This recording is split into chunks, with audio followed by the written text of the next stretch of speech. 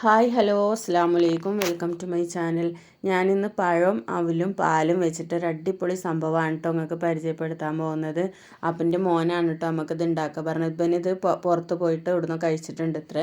ഓൻ്റെ ഫ്രണ്ട്സ് ആരോ പറഞ്ഞു കൊടുത്തതാണ് ഇത്ര കേട്ടോ അവനക്ക്.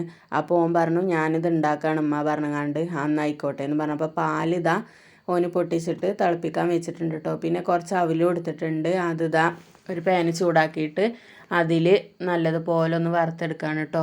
അവിൽ നല്ല മുരുമുരാന്നാവുന്നത് വരെ വറുത്തെടുക്കണം കേട്ടോ.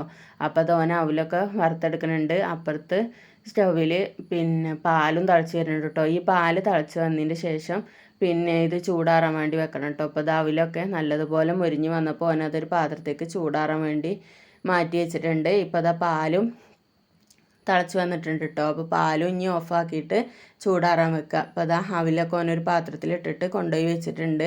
പിന്നെ ഇതിലേക്ക് 5-6 ചെറുപഴമാണ് കേട്ടോ. ഇത് നല്ല മസൂരിപ്പഴമാണ് കേട്ടോ. നമുക്ക് ഏത് പഴം വേണമെങ്കിലും എടുക്കാം. പക്ഷേ ഈ പഴത്തിന് വേറെ ടേസ്റ്റ് ആണല്ലോ. പൂവമ്പഴമാണെങ്കിലും കുന്നമ്പഴമാണെങ്കിലൊക്കെ അതിന് വേറൊരു ടേസ്റ്റ് ആണല്ലോ. ഇത് ഈ ചെറുപഴം നമ്മൾ കഴിക്കുമ്പോൾ മസൂരിപ്പഴം തന്നെ വേണം കേട്ടോ. അതാണ് അതിൻ്റെ ഒരു ടേസ്റ്റ്. പിന്നെ അതിക്ക് ആവശ്യത്തിനുള്ള പഞ്ചസാരയും കൂടി ഇട്ട് കൊടുത്തിട്ട് നല്ലതുപോലെ ഒന്ന് കുത്തിയൊടച്ചെടുക്കണം കേട്ടോ. പിന്നെ ഇതിൻ്റെ പേരെന്താണെന്ന് വെച്ചാൽ കൊച്ചിക്കോയ എന്നാണ് ഇത്ര കേട്ടോ ഇതിൻ്റെ പേര്. ഞാനിത് കഴിച്ചിട്ടില്ല. ഞാനിപ്പോൾ ഇന്ന് ആദ്യമായിട്ടാണ് കഴിച്ചത്. ഇവനിത് കഴിച്ചിട്ടുണ്ട് എന്ന് പറഞ്ഞിട്ട് അവൻ തന്നെ ഞാൻ ഉണ്ടാക്കാറുണ്ട് ഉണ്ടാക്കുകയാണ് കേട്ടോ. ഇതാ പിന്നെ ഇതിക്ക് കുറച്ച് ചെറിയ ഉള്ളിയും ചെറുതായിട്ട് കട്ട് ചെയ്ത് വേണം കേട്ടോ. അപ്പോൾ അവിടെ ചെറിയ ഉള്ളിയും കട്ട് ചെയ്ത് വെച്ചിട്ടുണ്ട്. പിന്നെ അതാ അവനക്ക് കഴിക്കാൻ വേണ്ടിയിട്ടുള്ളതാണ് കേട്ടോ ഇപ്പോൾ എടുത്തിട്ടുള്ളത്. മറ്റേതിട്ടിട്ട് ഉമ്മയൊക്കെ കഴിച്ചു നോക്കുമെന്ന് പറഞ്ഞു. ഇതാ ചെറിയ ഉള്ളി കട്ട് ചെയ്തതും ഈ പഴം ഒരു പ്ലേറ്റിലേക്ക് ഇട്ടിട്ട് അതിലേക്ക് ചെറിയ ഉള്ളി കട്ട് ചെയ്ത് ഇട്ട് കൊടുക്കുകയാണ് കേട്ടോ ചെയ്യണത്.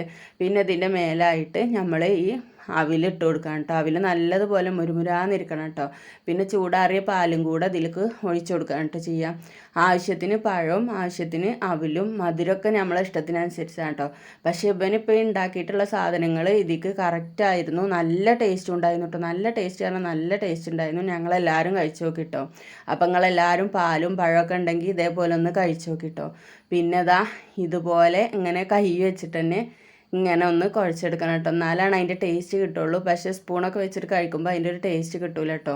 അപ്പോൾ അവന് കഴിച്ച് നോക്കിയിട്ട് എന്നോട് പറയാണ് നല്ല ടേസ്റ്റ് ഉണ്ട് എന്നൊക്കെ പറഞ്ഞു കേട്ടോ.